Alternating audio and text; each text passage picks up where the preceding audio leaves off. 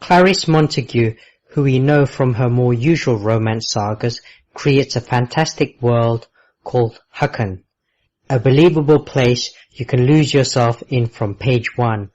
I suspect this is the first in a series of books, so complete is the job the author does in making Hucken come alive, jump off the page in fact. It's always a temptation to dump information on the poor reader, page after page, of history or cultural signposts, but Montague resists this temptation. Instead, drip-feeding us the required information, page by page, chapter by chapter. Each gem of Hucken history is a delight to be savoured by the reader, gradually pulling them into this make-believe world. However, I must say that I think there is a little too much gratuitous violence and it's out of place. It really jars in places. I think this is a misstep, not only of the author, but of the editors and publishers. One scene at the culmination of the book was, in my opinion, totally ruined by a Hollywood-style bloodbath. It was the only weakness for me in what was an otherwise enjoyable read. However much I tried to enjoy this journey through a world after an imagined Russian victory in a 1980s World War III, I just felt there were too many plot holes. It didn't hold water, and I found myself scoffing with disbelief. What it did make me do, more often than I felt comfortable with, was trying to decide if the whole project was a satire. Alternative history is a very successful niche, but I felt Brad Peterson just overdid the melodrama and it came across as ridiculous. The story jumps around far too much, and this has the effect of unbalancing the reader in a most disconcerting way. Far too often I found myself trawling back pages and pages trying to find out who this drunk uncle or that disgraced general was. The portrayal of Moscow as the brash ground zero of a Soviet-centered world was breathtaking, something I felt the book could have done with a lot more of. If this book were a film, I would give the cinematography a sturdy 4 stars, but the whole thing is let down by a disappointing 2-star script. What you don't expect to find in a murder mystery at the outset is a conversation between the bad guy and the lead detective charged with finding the bad guy.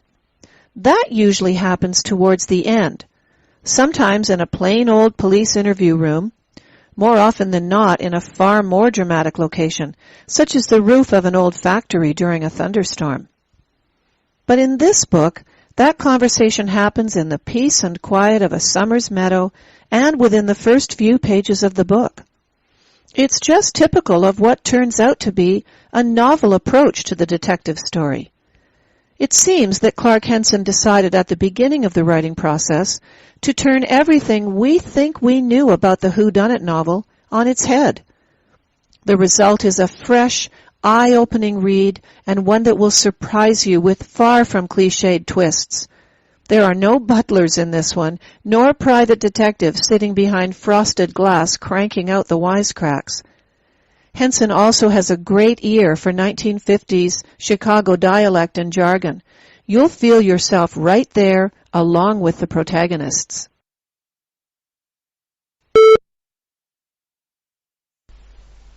Have you got it in you to be a hero?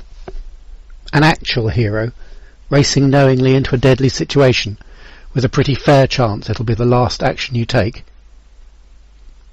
This is the question posed early on in Brenda Falkley's riveting Out of Time. And what makes this all so much more fascinating is that the question is not asked of a firefighter at the bottom of a burning building, or of a soldier readying himself to face bullets and bombs, but of an everyday man. John Richardson is an everyman, a you, a me, simply making his way through life, inching his way towards retirement and an inadequate pension. Falkley paints the world of John Richardson with supreme detail and an assured touch. As he makes his big decisions, we take the ride with him, for Out of Time is a book of absolute empathy. It cannot fail to be. The book poses so many big questions that those outside the usual perimeter of power so rarely have to provide an answer for.